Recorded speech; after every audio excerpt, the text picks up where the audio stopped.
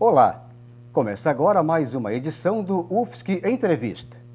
No programa de hoje vamos falar sobre fenômenos climáticos e meteorológicos, que recentemente causaram sérios problemas em nossa região. No final de 2016, o sul da ilha, em Florianópolis, ficou quase destruído por uma grande tempestade. E no início agora de 2017, foi a vez de São José, que passou por momentos críticos provocados por chuva acima do normal e com fortes rajadas de vento. Muito bem, e para falar sobre esses e outros fenômenos, convidamos o professor Renato Ramos da Silva. Ele é coordenador do curso de Meteorologia da Universidade Federal de Santa Catarina. Bem, professor, eu queria começar o nosso programa definindo a questão de fenômenos climáticos e meteorológicos. Eles são, eu diria, a mesma coisa ou tem uma diferenciação? A grande diferença entre um fenômeno meteorológico e um fenômeno climático está no tempo de vida desses fenômenos. Então, o fenômeno meteorológico é aquele que ocorre aí nas próximas horas, no próximo dia, né?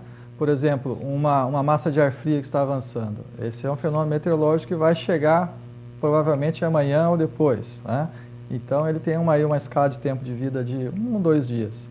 Um fenômeno climático, né, já é uma média desses fenômenos. Então, o tempo é maior. O tempo é maior. Suponha que a gente queira saber, por exemplo, como vai ser o clima no próximo inverno, né? Então, o número de eventos meteorológicos vai determinar se o clima vai ser mais ameno ou... né?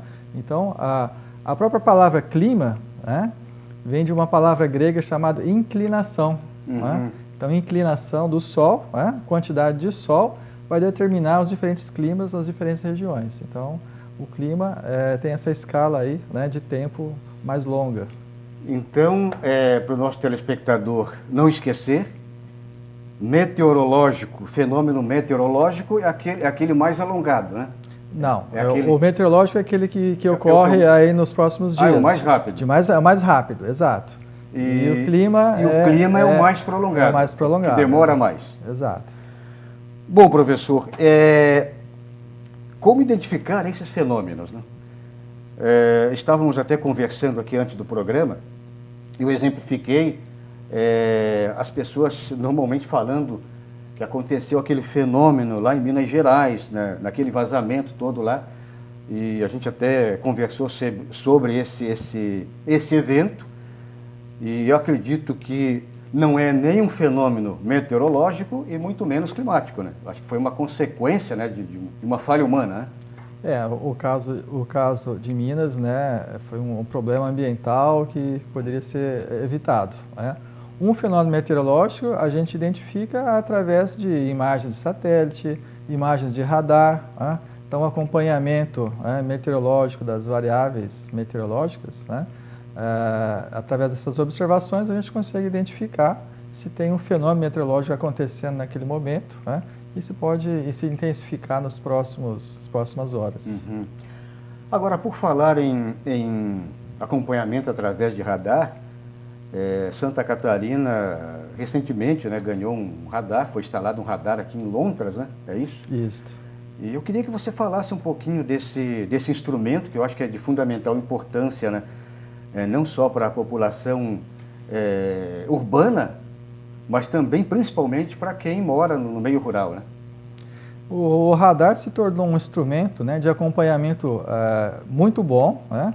Porque você consegue, em tempo real, olhar exatamente o que está acontecendo, né? Onde é que estão as tempestades, né? Então, suponha que tem uma tempestade vinda de oeste para leste, então o radar te permite você acompanhar aquela tempestade e acompanhar a sua intensificação, a probabilidade disso ficar muito mais forte. Então, ele é um instrumento que eu diria assim, ele dá quase que uma exatidão, né, em tempo real. Ele passa os dados para as pessoas interessadas praticamente em tempo real, né? Em tempo real. Ele, inclusive, pode acessar o radar pela internet. Exatamente. Até recentemente, nós tínhamos apenas um pequeno radar em Urubici, né, que é um radar de pequeno porte, né? Agora, então, foi feita a aquisição desse radar que está localizado em Londres, né? Só que o oeste de Santa Catarina ainda não tem cobertura de radar. Ele não é atendido por esse radar de Londres? Não é atendido por esse radar. Então, fiquei sabendo que a Defesa Civil já está adquirindo um novo radar que vai ser instalado no oeste de Santa Catarina. Então, vamos ter cobertura total, em tempo real de todos os fenômenos meteorológicos que estejam acontecendo.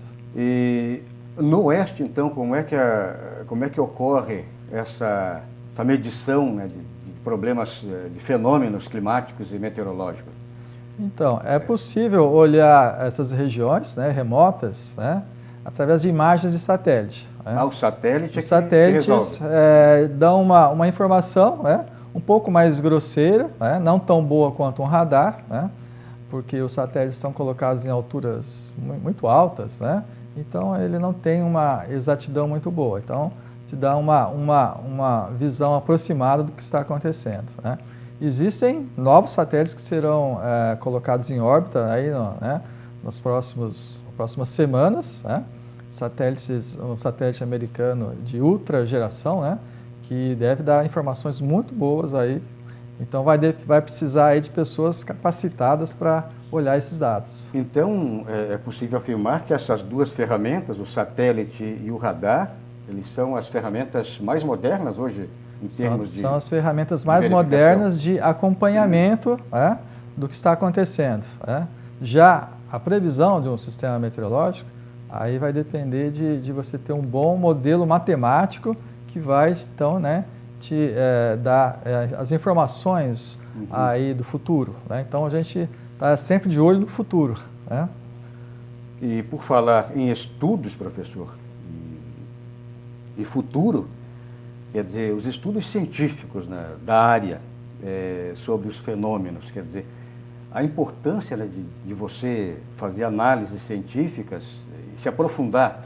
Queria que você falasse um pouquinho também dessa importância dos estudos científicos, né? Você que é coordenador, inclusive, do curso de meteorologia aqui da universidade, né? Uma área, eu diria assim, bastante promissora, né? Sim, como nós ainda não temos a total capacidade de prever esses fenômenos, né, com boa acuracidade, né, nós temos que entender melhor esses fenômenos. Então, a ciência entra no sentido de você não só entender o que aconteceu, entender quais são os processos físicos que estão envolvidos na formação daquele evento, e melhorar as previsões. Então, a ciência se preocupa bastante com o entendimento do fenômeno e com a melhoria da sua previsão. Principalmente os fenômenos climáticos, que ocorrem aí com uma certa frequência. Então, baseado no o que se conhece do passado, de como ele afetou as diferentes regiões, então é possível, sabendo que ele vai acontecer novamente, a gente consegue projetar que aquele clima pode ocorrer da mesma maneira que ocorreu no passado. Então, estatisticamente, tem os modelos estatísticos que tentam, então, extrapolar no tempo esses tipos de fenômenos. E que são importantes para projetar e prevenir possíveis fenômenos, né? Exatamente. Tanto de escala meteorológica, que são a escala já dos próximos dias, mas também os fenômenos climáticos, que envolve aí você saber, por exemplo, se teremos um inverno mais frio ou mais quente, ou mais chuvoso ou menos chuvoso. Então, quando nós temos fenômenos fortes como El Niño, por exemplo, nós podemos começar a ter uma previsão desse tipo de evento. Muito bem, estamos falando com o professor Renato Ramos da Silva, professor que coordena o curso de meteorologia da Universidade Federal de Santa Catarina. Estamos falando sobre os fenômenos climáticos e meteorológicos e vamos falar na sequência, principalmente aqui na região da Grande Florianópolis. Tivemos 2 eventos, um no final de 2016, aqui no sul da ilha, e recentemente, agora no começo de 2017, tivemos aí também um evento, uma tempestade com vento, com rajadas de vento e chuva forte aqui em São José. Vamos fazer um rápido intervalo e voltamos logo em seguida com o UFSC Entrevista.